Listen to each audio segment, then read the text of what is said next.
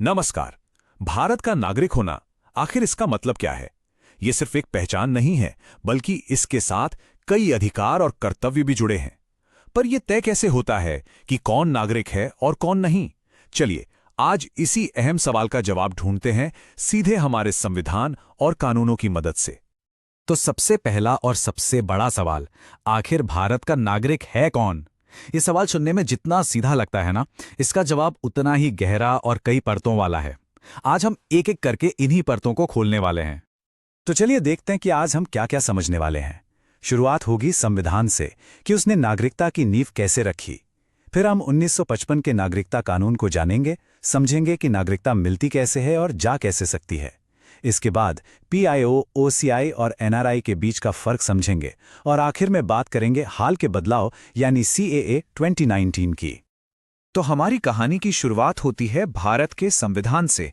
इसके अनुच्छेद 5 से लेकर 11 वो बुनियाद हैं जिस पर नागरिकता की पूरी इमारत खड़ी है। इन अनुच्छेदों ने ही पहली बार तय किया कि जब देश बना तो कौन कौन भारत का नागरिक कहलाएगा।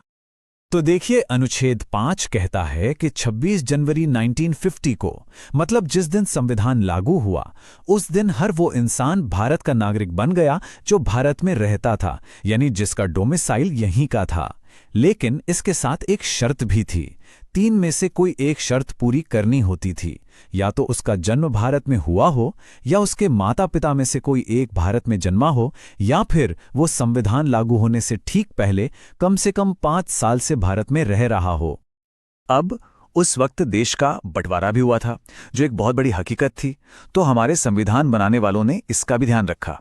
अनुच्छेद 6 उन लोगों के बारे में बात करता है जो बंटवारे के बाद पाकिस्तान से भारत आ गए थे, और अनुच्छेद 7 उन लोगों के लिए था जो पहले तो भारत से पाकिस्तान चले गए लेकिन बाद में परमिट लेकर वापस भारत लौट आए। और फिर आता है अनुच्छेद 11, जो शायद इन सब में सबसे ज्यादा महत्वपूर्ण है। ये अनुच्छेद हमारी संसद को, यानी पार्लियामेंट को, नागरिकता से जुड़े किसी भी मामले पर कानून बनाने की पूरी ताकत देता है। मतलब नागरिकता किसे देनी है, किसकी खत्म करनी है, या इससे जुड़े कोई भी नियम बनाने का अधिकार संसद के पास है। और यहीं से हमारी कहानी आगे बढ़ती है। तो संसद ने अनुच्छेद 11 से मिली इसी शक्ति का इस्तेमाल किया और बनाया नागरिकता अधिनियम 1955। सच पूछे तो यही वो मुख्य कानून है जो आज के समय में भारत की नागरिकता से जुड़े लगभग हर सवाल का जवाब देता है। इस कानून का सार बस इतना है कि ये संविधान लागू होने के बाद नागरिकता के सारे नियम कायदे तय करता है। और हाँ, ये कोई पत्थर की लकीर नहीं है। जैसे जैसे समय बदला और जरूरतें बदलीं, इस कानून में भी कई बार बदलाव यानी संशोधन किए गए हैं। तो सवाल ये है कि कोई भारत का नागरिक बन कैसे सकता है। 1955 का ये कानून इसके लिए कई अलग अलग रास्ते बताता है। चलिए जरा देखते हैं कि वो कौन कौन से तरीके हैं। कुल मिलाकर 5 मेन तरीके हैं। जन्म से, वंश के आधार पर, रजिस्ट्रेशन यानी पंजीकरण से, नेचुरलाइजेशन यानी देशीयकरण से, और अगर कोई नया इलाका भारत में शामिल हो जाता है तो वहां के लोगों को नागरिकता देकर। इनमें से जो जन्म से नागरिकता वाला तरीका है वो सबसे आम है, और ये देखना बड़ा दिलचस्प है कि ये नियम वक्त के साथ कैसे बदला है। देखिए, जन्म से नागरिकता का नियम हमेशा एक जैसा नहीं रहा। 1950 से 1987 तक नियम सीधा था। जिसका जन्म भारत की धरती पर हुआ वो भारत का नागरिक। माता पिता किसी भी देश के हों, कोई फर्क नहीं पड़ता था। फिर 1987 में नियम बदला। अब भारत में जन्म के साथ साथ ये भी जरूरी हो गया कि माता पिता में से कम कोई एक भारतीय नागरिक हो। और 2004 के बाद से ये शर्तें और भी कड़ी कर दी गई।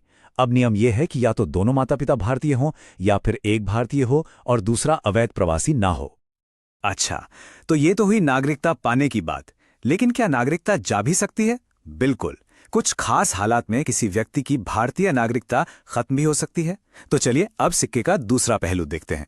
भारतीय नागरिकता खत्म होने के 3 मुख्य तरीके हैं। पहला है त्याग, मतलब जब कोई खुद अपनी मर्जी से नागरिकता छोड़ दे। दूसरा है समाप्ति। ये तब होता है जब कोई भारतीय नागरिक किसी और देश की नागरिकता ले लेता है। क्योंकि भारत दोहरी नागरिकता नहीं देता तो उसकी भारतीय नागरिकता अपने आप खत्म हो जाती है।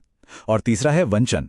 इसमें सरकार कुछ गंभीर मामलों में, जैसे धोखाधड़ी से नागरिकता लेने पर या देश के साथ गद्दारी करने पर, किसी की नागरिकता छीन सकती है। अब आते हैं उन शब्दों पर जो हम अक्सर सुनते हैं लेकिन शायद थोड़ा कंफ्यूज हो जाते हैं। PIO, OCI और NRI ये उन लोगों के लिए खास कैटेगरीज हैं जो भारतीय मूल के हैं लेकिन विदेशों में रहते हैं। चलिए इनके बीच का फर्क एकदम साफ करते हैं। इस टेबल से इसे समझना बहुत आसान हो जाएगा। देखिए, NRI यानी नॉन रेजिडेंट इंडियन तो एक भारतीय नागरिक ही है, बस वो साल में 182 दिन से ज्यादा विदेश में रहता है। वहीं PIO यानी पर्सन ऑफ इंडियन ओरिजिन एक पुरानी स्कीम थी जिसे 2015 में बंद करके OCI स्कीम में ही मिला दिया गया। और OCI यानी ओवरसीज सिटीजन ऑफ इंडिया, ये वो लोग हैं जो भारतीय मूल के हैं पर अब किसी और देश के नागरिक हैं। उन्हें एक OCI कार्ड मिलता है जिससे भारत आने के लिए उन्हें जिंदगी भर का वीजा मिल जाता है, लेकिन हाँ, वो भारत में वोट नहीं डाल सकते और ना ही सरकारी नौकरी कर सकते हैं। और अब हम पहुंचते हैं अपने सफर के आखिरी पड़ाव पर, जो सबसे ज्यादा चर्चा में भी रहा है, नागरिकता संशोधन अधिनियम 2019, जिसे हम सब CAA के नाम से जानते हैं। तो ये एक्ट आखिर कहता क्या है? इसका जो घोषित मकसद है वो ये है कि 3 पड़ोसी देशों पाकिस्तान, बांग्लादेश और अफगानिस्तान से धार्मिक उत्पीड़न की वजह से भारत आए कुछ खास धार्मिक समुदायों के लोगों को भारतीय नागरिकता देने की प्रक्रिया को आसान बनाया जाए।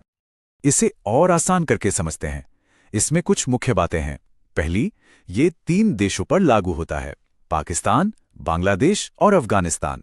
दूसरी, ये 6 समुदायों पर लागू होता है, हिंदू, सिख, बौद्ध, जैन, पारसी और ईसाई। तीसरी, एक कट ऑफ डेट है 31 दिसंबर 2014, मतलब इन समुदायों के जो लोग इस तारीख को या इससे पहले भारत आ चुके थे वे इसके दायरे में आएंगे। और चौथी, सबसे जरूरी बात, इन लोगों के लिए नागरिकता पाने की एक शर्त में ढील दी गई है। देशीयकरण के लिए जहां पहले 11 साल भारत में रहना जरूरी था, वहीं इन लोगों के लिए ये अवधि घटाकर 5 साल कर दी गई है। तो संविधान के मूल सिद्धांतों से लेकर 1955 के कानून और फिर CAA जैसे हाल के संशोधनों तक हमने देखा कि नागरिकता का विचार कोई स्थिर चीज नहीं है। ये एक ऐसी अवधारणा है जो समय और हालात के साथ लगातार बदलती रही है, विकसित होती रही है। और यही बात हमें एक बड़े सवाल पर लाकर छोड़ देती है। जैसे जैसे दुनिया बदल रही है, भविष्य में नागरिकता का ये कॉन्सेप्ट और कैसे बदल सकता है? ये एक ऐसा सवाल है जिस पर सोचना बहुत जरूरी है।